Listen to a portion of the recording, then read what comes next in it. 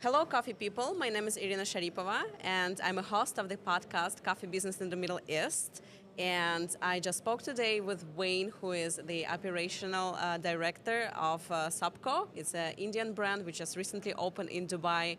We spoke about the challenges entering the UAE market, how to stick to your values, and what is this about to operate the coffee business in the Middle East. So enjoy the conversation.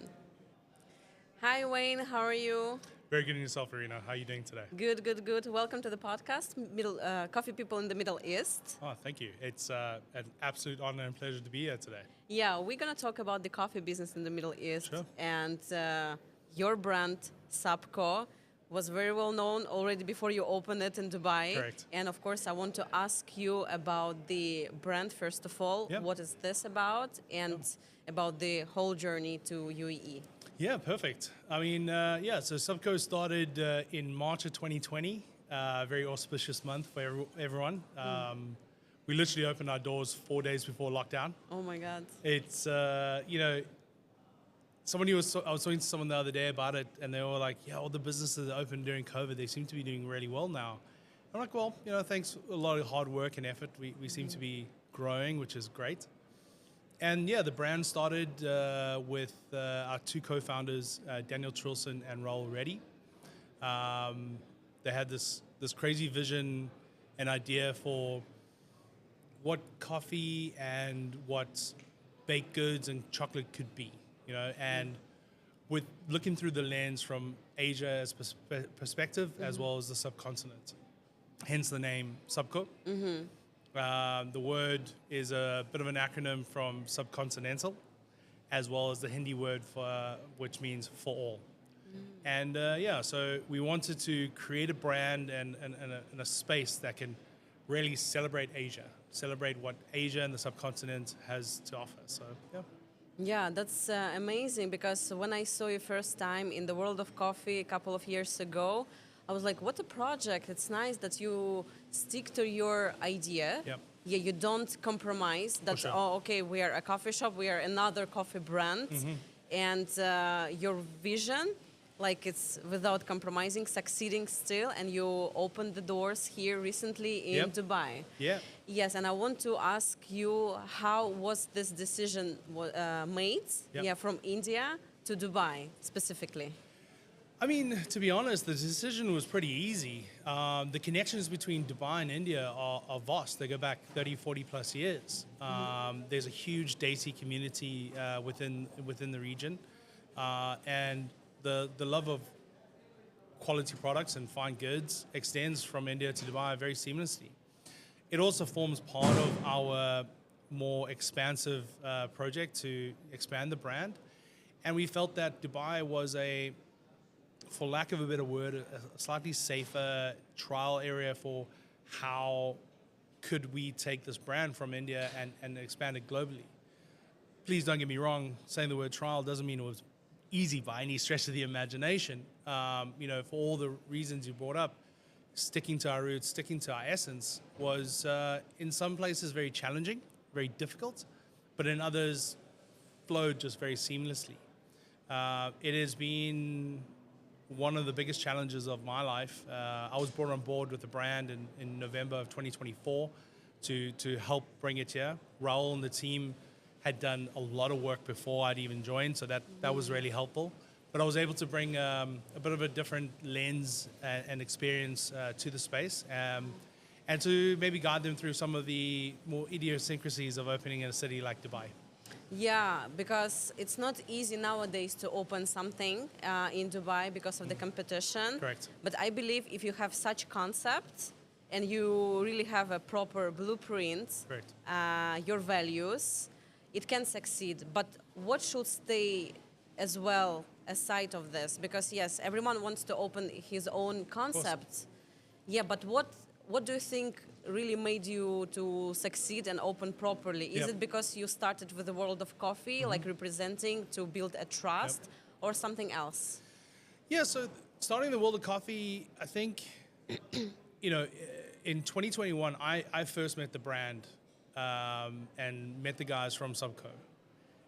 And they did some stuff that just kind of blew my mind. I remember the cupping table. We were busy cupping the coffees, and there was one coffee I looked down. I was like, something's going on here. And obviously, very quiet during the cupping. And afterwards, I was like, hey, what is that? And they're like, oh, that's a Robusta. I was like, wait, what? And they're like, yeah, we did an anaerobic fermented Robusta. I was like, wait, why? Like, that's amazing. Like, tell me more about yourselves. As you know, Robustas tend to be seen as like the dirty, ugly cousin of coffee. But there was subtlety, there was fruitiness, there was an expansive flavor in this coffee that was just phenomenal. And that sticks down to the core of what Subko is about. It's about innovation. It is about curating the brands and curating products that give that customer that aha moment. About showcasing that even though your preconceived notion of something is of a lesser quality, Subko wanted to bring that forward. Now, in everything we do, that is our forefront. How do we bring brand excellence and quality excellence to the front? Our store in Dubai has a lot of great elements from all our stores in India, but we also had to adapt to the local market. We also had to adapt to what is Dubai and what our customers in Dubai would be expecting. So some of the menu items had to change, some of the drink items had to change, and our approach to our coffee had to change. We took a very high risk in our coffee selection. We brought our more wild varietals. We brought some Excelsior coffees that we have. We got some Libericas coming in. Here at the World of Coffee today, you can taste one of India's first geishas. We wanted to bring that to the forefront so the customers get hooked on that and realize, okay, there's more happening here. So by sticking to our roots, by sticking to our strive of quality and never compromising on that, which I can tell you is difficult, that is the only way you succeed. There was a saying, funnily enough, from the gaming industry that I truly believe in. When you build something for everybody, you build it for no one. Wow. So we wanted to build this to show everyone what Asia can do, what the products we get in coffees from Nepal, from Sri Lanka, we get chocolate from Vietnam, and we're expanding throughout Asia. And we're showcasing people what it is Asia can do. Of course, people are going to come to us and say, hey, man, I really like Ethiopian coffee. I really like Brazilian. So the natural reaction is, okay, maybe we should bring that in. But we're being very hard and firm on that and saying, no. If you're looking for a Brazilian, I have a coffee or blend that hits those notes that you're looking for. It takes a little more time, takes a little more effort, takes a little more training with our staff, but the customer gets it. You want a funky Ethiopian Guji? I've got a wild 100-hour fermented dark room from Ratnagiri that I can give you that will hit those same taste notes. So we've stayed true while still giving our customers what they're looking for. Wow, that's quite impressive for me. And as you told already, you had this inner thought that maybe we should compromise, maybe we should have Ethiopia or Brazil and etc. That's really appreciated by the connoisseurs, I think, because I believe amongst coffee professionals, we truly love when people do something like this. But speaking of UAE market, as you mentioned already about the education. So you trained your staff regarding the coffee, and how do you work with the customers here? Because you told already that your brand is from India, okay? So you know already how to deal with them. What is the difference between audience in India and what other extra points you added here, which added extra value in this particular market? Yep. Yeah, that's a great question. I mean, the coffee scene in India is where Dubai was in about 2010, 2011. There's a lot of learning, a lot of, hey, what's going on? India is one of those countries where the numbers are just mind-boggling. 1.5 billion people, 1.4 billion people. So let's say, for instance, in our industry, we would target 10% of the market. That's 140 million people. That's the population of Russia. Yeah. That's the population of Japan.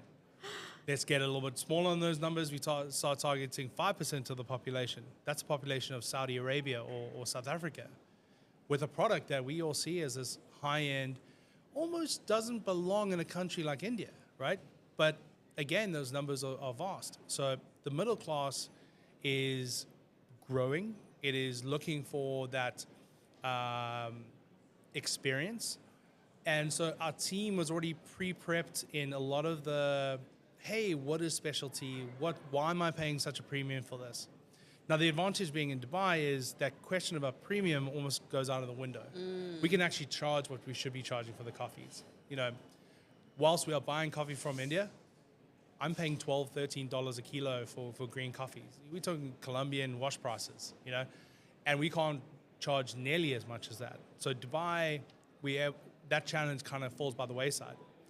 The challenge, as I'm sure you know, with education is education can be tricky because it can come across as condescending sometimes if it's not done incorrectly. It can come across as holier than thou, as I always like to say.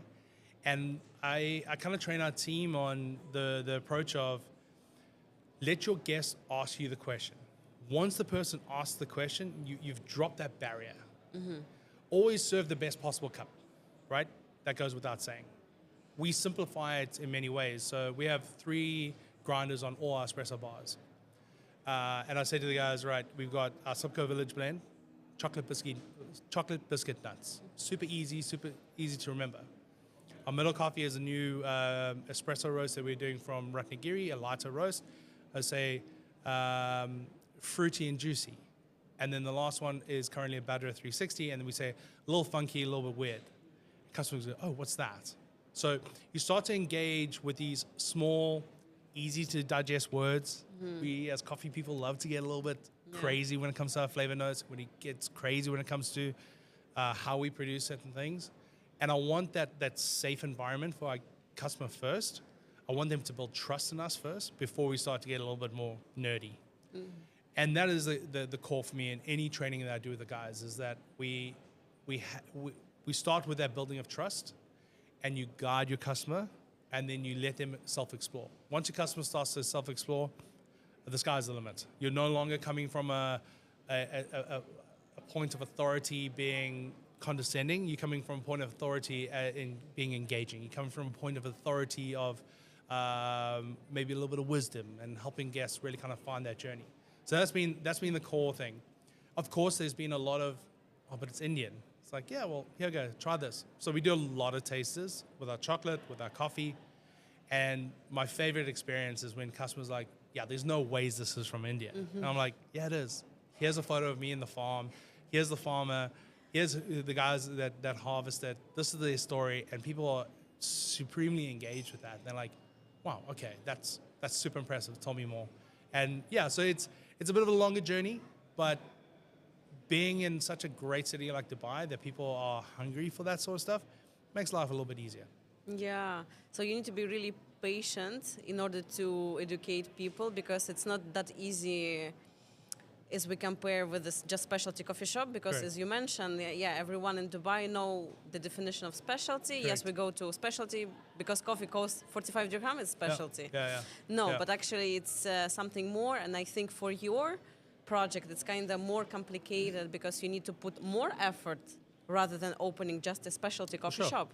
Because nowadays what's happening, I want to open a coffee shop and you open it. Yep. But for your concept, you need to really be patient enough and realizing that it will take more time even, Yep. right, in order to succeed properly. For Yes, sure. for me, because we are in a small coffee professional bubble, yes, I really appreciate your project.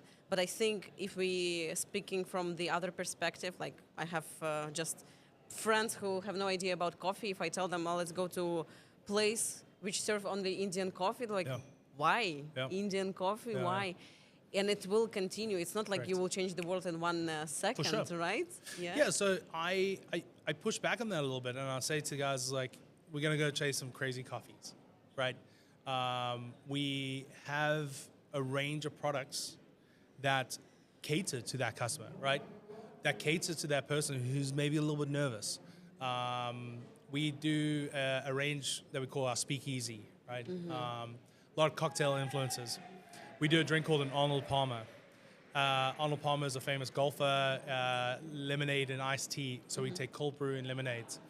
Cascara lemonades. We do 70% dark hot chocolate that honestly tastes like plums. Flipping amazing. So you all of a sudden have the ability for someone like yourself or myself who wants a whiskey barrel age, cold, ice pour over, and just sitting there and enjoying it. And you got a friend who's like, yeah, they're a little bit coffee curious. So to help them along there, we have really great bakes. We have really great food that creates that sense of comfort, that creates that sense of normalcy. Because whilst, yes, Subko is an Indian brand, besides the use of typography, I always challenge people to say, does this look like an Indian brand? Does this look like, and we get that a lot. People are like, oh yeah, that doesn't feel like an Indian brand. This feels different. This feels in place in London or Dubai or Cape Town, right? So that's the challenge. That is, the core thing that I think makes Subko work is that we allow the nerd in us to take our non-nerd friends and enjoy everything that we love out of a cup of coffee, right? And then hopefully give them an environment that their friend can be like, hey, it was really nice. Like my mom, for instance, big latte drinker. I gave her a cortado the other day and she's like, wow, that's really good. Like, I really like that. To be able to do that with my own mother, it's great. So if I can do that with more customers, even better. Exactly. Yeah. So education, yeah, we understand, is just never-ending process. Never. It never stops. It never stops. There's a constant notion that you can get from owners sometimes. They're like, yeah, but if we educate our staff too much, they're going to leave us. I was like, you know what's even more scary? If you don't educate your staff. Yeah. People moving on is a badge of honor. Hey, you found a better experience. You found a place that can maybe take you somewhere else. Amazing. I'm really happy for you. Yeah. I see that as a bigger win than the downside of our guests getting a subpar experience, of our guests not really knowing what it is we're trying to do. They're like, oh, you guys only serve Indian coffee, and staff being like, yes, we only serve Indian coffee, but there's more to it. Yeah. Being able to explain why, or hey, we got new coffees coming in from Nepal, we got coffees coming in from Sri Lanka. Here's a geisha that no one's ever knew could grow in India. Here's a whiskey barrel age or tequila barrel age, or that for me is worth the potential risk of a staff member leaving us. And yeah, the alternative is just not an option. Yeah, true. I agree. I don't like when people are saying about this, oh, I will not educate staff. How? It's your, it's like saying like, I will not educate my children. Correct. What is this? 100%. No, you're 100% right. Yeah. Someone who's just had a kid, and I always jokingly say I had 2 children last year. The store is, in essence, your child, and you got to grow it, you got to nurture it. Yeah. And the people within it, you got to grow them and nurture them as well. Yeah, exactly. Okay, aside of the education of your staff and your customers, opening a business in Dubai, you choose the prime location, Al Circal. How it happened? You were like specifically targeting this location, or? Yeah, I mean, let's be honest. Al Quoz, in many ways, is becoming the Brooklyn of Dubai. I think the only thing it's missing at the moment is like a really nice a hotel or some boutique hotels of some kind, right? Al Circal Avenue is, I would say, the creative and art hub of Dubai, right? And that's what is curated around. The Al Circal team are fantastic, and as somebody that's worked in Al Circal for over 3 years, I worked with the team from Nightjar previously. I know what that community can build and bring to the forefront. You look at some of the best food that's coming up in Dubai, you're probably going to find it in Al Circal. So when Raul and the team, first came out here in 2021, they got to see the space, they got to see Al Circal, and they were like, started ruminating. And then around about 2023, we pitched for a site at Al Circal, and in 2024 we got the go-ahead from the team at Al Circal, and that's the wheel started. Dubai is both one of the easiest cities to start a new business in and one of the most difficult, right? There are systems in place that make it relatively simple, but as a company or an operator coming from outside the country, there's a lot of laws and regulations here that make things challenging. Visa laws, visa regulations, how you can onboard people, your licensing. That is a huge challenge. Thankfully, our landlord, Al Sakal, helped us a lot with that. The Dubai government, where possible, helped us a lot with that. But it is incredibly challenging. However, that all being said, worth it. What did they say? The juice is worth the squeeze, right? And it's been a crazy month and a bit that we've been open. I don't think Subko would be seen anywhere but El Sakal if you just look at our history and where we opened. So it was just ultimate location, and you didn't search any other options. Pretty much, it was El Sakal or bust, right? Our first store was in an area called Bandra in Mumbai, and if you've ever been there, I met the lovely folks from Cafe Aficionados, and they were like, man, Bandra 5 years ago, like I wouldn't walk down there without like 5 people next to me.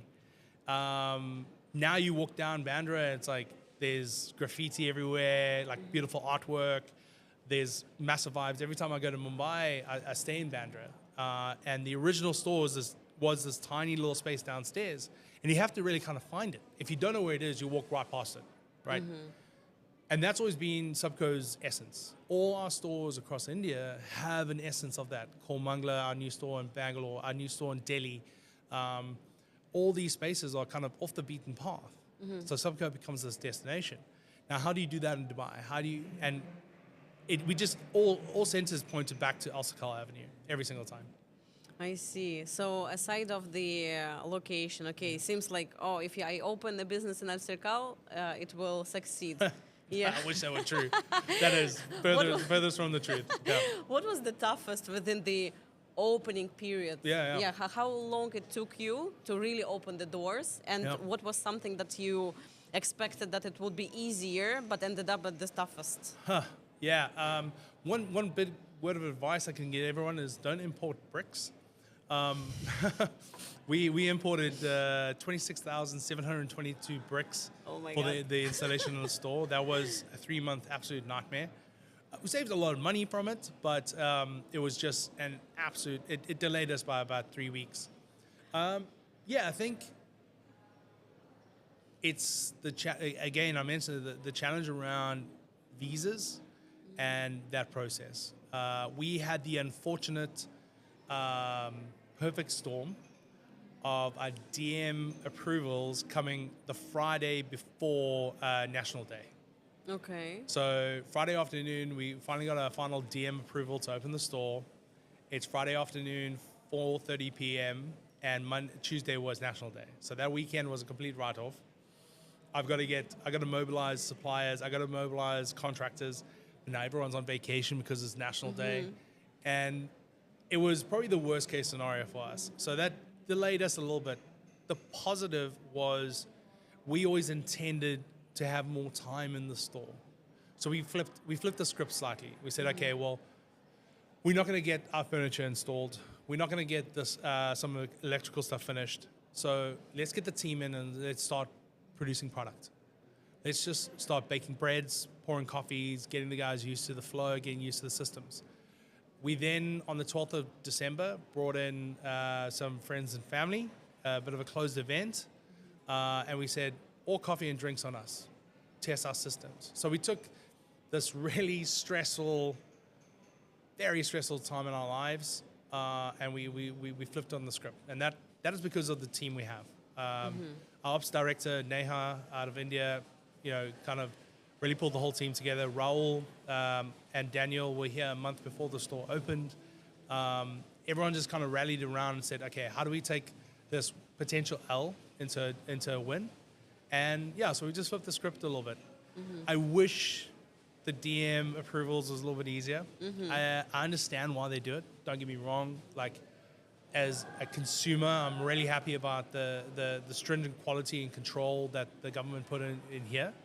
But it can be very challenging. I think they need to rethink their visa process. That is the most difficult thing I've ever dealt with. But so I would say anyone who wants to open a store, invest in a quality PRO, invest in a quality business advisor that can help you around these idiosyncrasies of opening in Dubai. And just to your point, you open an Al Sakal, you think, everything will succeed.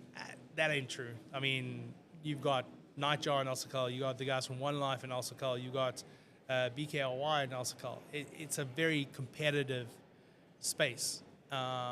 So be ready for a lot of work, a lot of sleepless hours, but it's worth it. I really do think it's worth it at the end of the day. Absolutely, absolutely. I wish you all success here. Thank you. What do you think? What stays behind the success? So nowadays. Yeah, well, I know it sounds cliche, but it's hard work. 14th of November, 2 weeks before we opened, my wife's water broke and our son decided he was coming into this world. I had 2 days, 3 days in the hospital, very difficult labor, but I didn't have to worry because I knew I had a great team behind me. Like I said, we have the team from India that came out. We have the team that we built here. Your team members and the team you build around you is what allows you to get through those really, really tough times. I could rely on my team members to get done what we needed to do. And I think as a business owner, you can't just think you can do it yourself. You just can't. You just really can't. If you want to grow a multi-country business, a multi-site business, you have to have a quality, solid core team. The example I always say is like, think of it like a diving board. You need that core structure. You need that core facility that holds the diving board to the edge of the pool and allows you to spring forward. If you don't have that core, the diving board will just fall apart. So we spent a month, 14-hour days, no days off after that, just pushing together as a team to get through it. And we still do. We still have some team members are here from India helping us out. But yeah, team members, experts in our industries. Without that, you're shooting in the dark. Yeah, I agree with you 100%. As you're opened recently, what's missing now for your project? What's missing now? Yeah, I think you always want more, right? You always more sales, more turnover, more customers. That's just the nature of it. I don't think there's much missing in terms of what our experience is. I don't think there's much missing in terms of what we can do. It will shock people to hear, but we're already looking for site number 2. We're already saying, okay, next, right? Let's get this one moving. So there's a danger in that you don't always see the forest through the trees. And Raul and I always kind of sit down and we talk about it. And we're like, it's good to take a step back and just kind of see this thing you've built. One of my favorite things is just walking around on a Saturday with our guests and seeing how everyone's doing. But I think as coffee professionals, as business professionals, we always want that next thing. So that's always missing. Is like, what's the next challenge? Yeah. I don't know if that's healthy or not, but it works for us. Sure. Well, you got experience managing Niger, as you mentioned. You know already the market here in the Middle East. Okay, you know what's missing for your particular project. You need expansion, in order to succeed, in order to provide proper quality, the product you believe in. What are the challenges in the Middle East and specifically in the UAE? Yeah. Expansion in the Middle East is both simple and very difficult. Simple in the way that the systems are being built. Difficult as in it costs 4 times as much as anywhere else in the world. Your cost of labor is incredibly high here. Your cost of rent is astronomical. And that has a knock-on effect.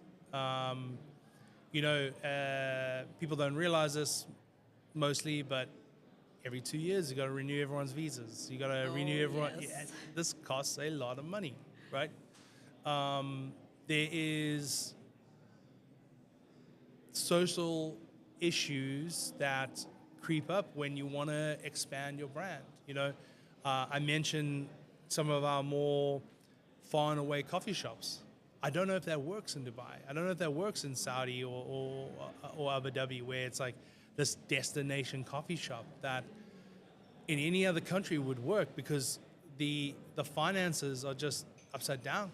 We're unable to really kind of make that work. So it's difficult from that aspect. The positive is the market is so keen to learn. The market is so keen to explore that some of that cost issue goes out of the window because you're able to compensate with, say, the price of a coffee or croissants or anything like that.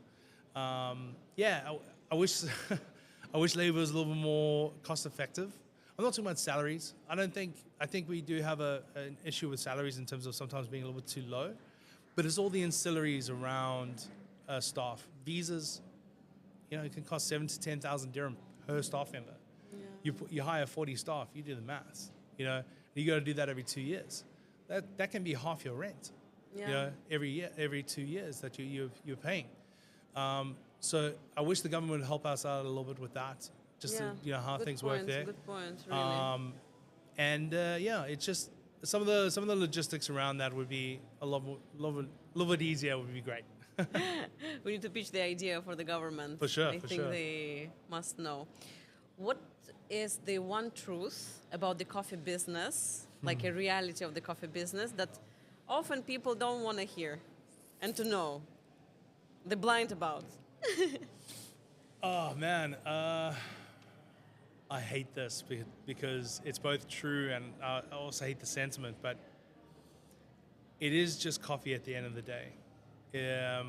For most of our customers, they don't see it as anything but that. They're just like, hey man, it's just a cup of coffee.